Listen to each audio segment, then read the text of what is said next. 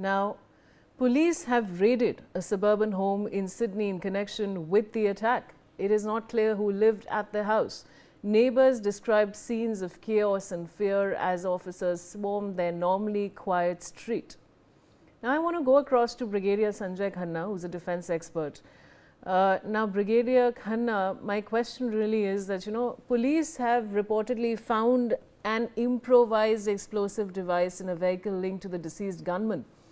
Now, how does this affect threat models, and should counter-IED capacities be enhanced at public events? Thank you for inviting me to the show. Vaishali, first of all, I'd like to agree with the viewpoints of General Sudhakarji and the gentleman from Israel. Uh, all that, if you see in the last few years, the geopolitical situation has changed, and a lot of radicalization in certain countries, especially Pakistan. It was already a radicalized state, but it has taken a different dimension altogether. You see maximum hand in any foreign terrorist activity. You will find a Pakistani there, which the world surprisingly wasn't bothered till now. Now that these attacks have started taking place in Western countries as well as countries like Australia, New Zealand, Canada also has had these issues. So now they are waking up to this problem. We have been facing this problem for the last 30, 35 years. Nobody in the world was bothered what is happening in our country. And now that it has suddenly come upon them, they've started waking up, and now they want to take a call on how to go about it. Uh, you have asked the question about the improvised IDs and how to counter that. Well, see, it's an ongoing process. It is like a thief evolving new methods to carry out theft, and the police evolving methods to counter it. So this is something which will continue because of the technology that is available to everybody. You see the Delhi blast that happened.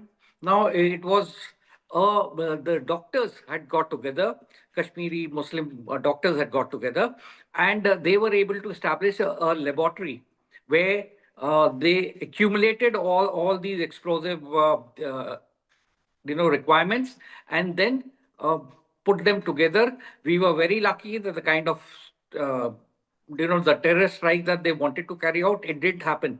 Had it been carried out, it would have been massive.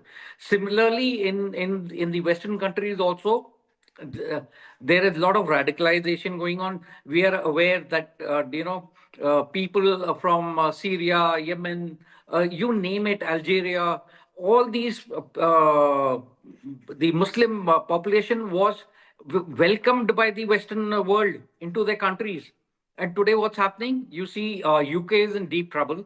Germany is in trouble. You talk of France. France, we've seen what has happened. So, but it's what General Sudhakarji was mentioning was about the caliphate, and that is what the radicalized Islamist terrorists are trying to do, is try and establish Islamist caliphate in respective countries. We would recall that there was Ottoman Empire in the early 19th century, and they wanted to establish the Islamic diktat all over the world. And Turkey, since their president, the present president Erdogan has come, he took a lead, and he is of the mindset that similar kind of Ottoman Empire should be revived, and the Muslims should rule the world. And that is how it is all spreading across. And in times to come, things are going to get very, very bad, very bad. The Western uh, countries have to realize that such kind of radicalized Islamist Muslim movements in their countries cannot take place. If they take place, it'll be hell to pay for them. We are aware of the London, the underground trains attacks where thousands have died. All over the world, you see, I don't think so. There's any Spain, So I don't think there's any country which is left, which has not been attacked and which has not had terrorist activities.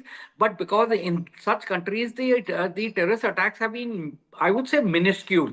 Maybe some attack is taken place today in Australia.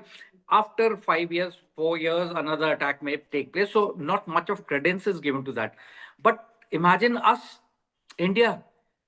Well, we had been facing terrorist attacks practically on a daily basis, especially in the Kashmir Valley.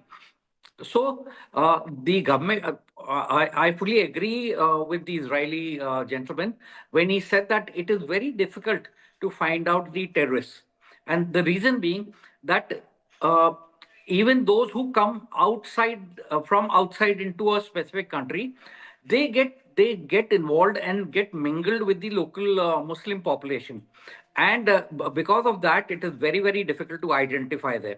And there are modules which are established all over in each country. These terrorist modules are created, and when a Muslim radicalized youth uh, moves into that country, maybe for studies, whatever be the excuse, and that is they latch on to these modules and create these terrorist activities. Um After so you, we're it is. getting some breaking news, but I'll come back to you.